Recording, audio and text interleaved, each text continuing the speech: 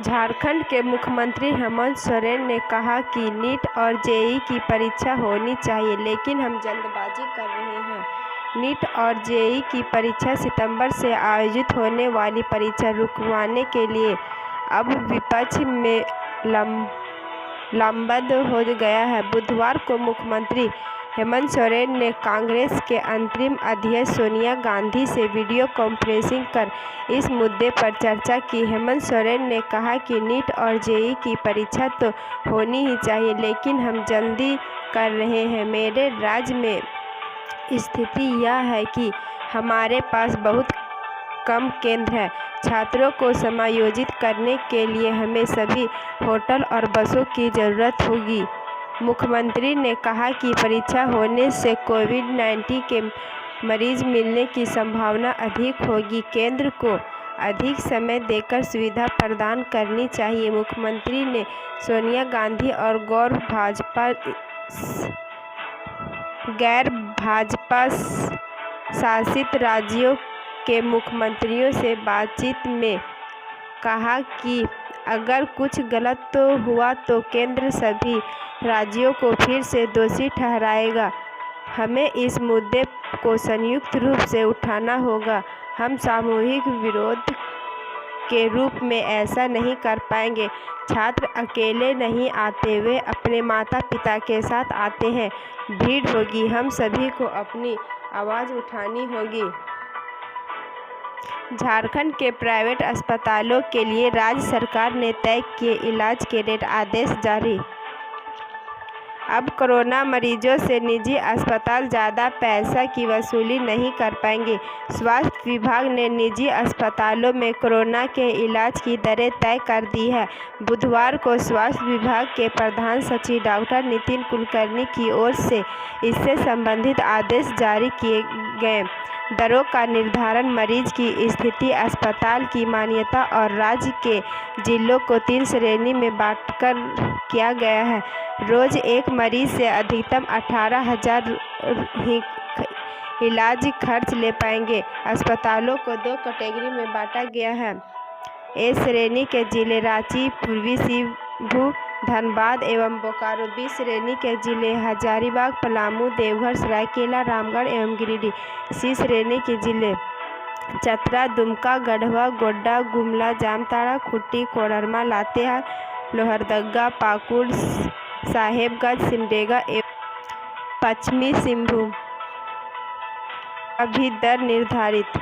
आदेश में कहा गया है कि निजी अस्पताल में भर्ती मरीजों के प्रतिदिन किए जाने वाले सामान्य टेस्ट निर्धारित दर पर ही किए जाएंगे। हालांकि 90% मामलों में कुछ टेस्ट और इलाज लगातार किया जाना होता है। इसके लिए अधिकतम दर का निर्धारण किया गया है। यह दर कोरोना मरीजों पर ही लागू होगा। इस दर का निर्धारण नीति आयोग, भारत सरकार द्वारा निर्धारित दर एवं अन्य राज्यों में लागू दर के आधार पर निर्धारित किया गया है। यह अधिकतम दर है। इससे कम दर पर इलाज करने के लिए अस्पताल स्वतंत्र हैं। बोकारो के 22 जंगली हाथियों के झुंड ने उत्पात मचाया, 4 घरों को क्षतिग्रस्त किया, खेत में फसलों को रौंदा। बोकारो के नावडी प्रखंड में मंगलवार की रात 22 जंगली हाथियों के झुंड ने जमकर उत्पात मचाया। लोगों ने मशाल जला और शोर मचाकर हाथियों को जंगल की ओर खदेड़ा। घटना की सूचना के बाद वन विभाग की टीम हाथियों को यहां से भगाने के प्रयास में जुट गया है। इनमें 4 हाथी के बच्चे भी शामिल हैं। वन विभाग की टीम हाथियों की गतिविधियों पर नजर रख रही है। झारखंड के पलामू, लातेहार में तेज बारिश, कच्चे मकान गिरे, नदियों का पानी पुलों के ऊपर से बहा। ग्रामीणों ने बाइक पार कराने के बदले राहगीरों से 50-50 रुपये वसूले। झारखंड के कई हिस्सों में बुधवार सुबह भारी बारिश हुई। तेज बारिश की वजह से कई जगहों पर जमाव हो गया। पलामू और लातेहार में कई कच्चे मकान गिरने की खबर है। बारिश वाले इलाकों में नदियों का जलस्तर भी बढ़ गया है। पलामू के रामगढ़ ब्लॉक में पुलिया के ऊपर से पानी बहा। यहां ग्रामीणों ने पुलिया से बाइक पार कराने एवं एवज में राहगीरों से 50-50 रुपये तक वसूले। मौसम विभाग ने गुरुवार को भी झारखंड के ज़्यादातर जिलों में बारिश होने की संभावना जताई है। झारखंड के बाबा बैद्यनाथ में 1 घंटे में 50, वासुकीनाथ मंदिर में 40 लोग कर सकेंगे दर्शन। झारखंडी होना अनिवार्य है। झारखंड के लोगों को ही दोनों ही मंदिरों में दर्शन की अनुमति होगी। दोनों ही मंदिर एक दिन में 4 घंटे से अधिक नहीं खोले जाएंगे। साथ ही लोगों को आदेश के लिए ऑनलाइन पास लेना अनिवार्य होगा। साथ ही झारखंड सरकार के गृह कार्य एवं आपदा प्रबंधन विभाग द्वारा कोविड-19 को लेकर जो नियम और निर्देश जारी किए गए हैं उनका भी पालन करना अनिवार्य होगा। इसमें सोशल डिस्टेंसिंग का पालन, मास्क पहनना और सैनिटाइजेशन शामिल है।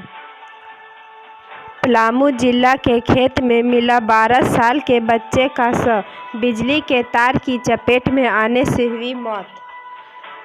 उंटारी रोड थाना क्षेत्र में पांडेपुरा गांव में बुधवार को खेत से 12 साल के बच्चे का शव बरामद किया गया।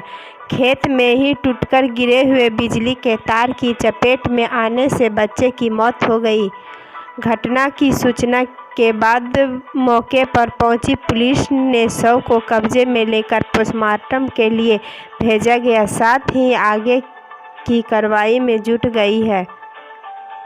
मृतक की पहचान पांडेपुरा गांव निवासी 12 साल के राकेश राजवार पिता संतन राजवार के रूप में हुई है।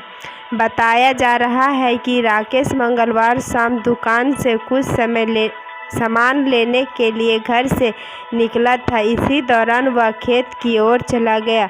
यहां पहले से टूटकर खेत में गिरे बिजली की तार को वह देख नहीं पाया और 220 वोल्ट के करंट की चपेट में आने से राकेश की मौत हो गई। मृत राकेश गांव के ही उत्क्रमिक मध्य विद्यालय में 7वीं क्लास का छात्र था। राकेश के घर से निकलने के बाद काफ़ी देर तक वह वापस नहीं लौटा। इसके बाद राकेश के परिजनों ने गांव में उसकी खोजबीन की, लेकिन उसका कहीं पता नहीं चला। इधर राकेश के घर से निकलने के करीब 12 घंटे बाद बुधवार सुबह खेत की ओर गए ग्रामीणों ने उनकी लाश देखी, जिसके बाद उसके परिजन और पुलिस को उसकी सूचना दी गई। सूचना के बाद मौके पर उंटारी थाना प्रभारी ऋषिकेश कुमार राय पहुंचे और जांच पड़ताल कर शव को पोस्टमार्टम के लिए मदेनी नगर भेजा गया।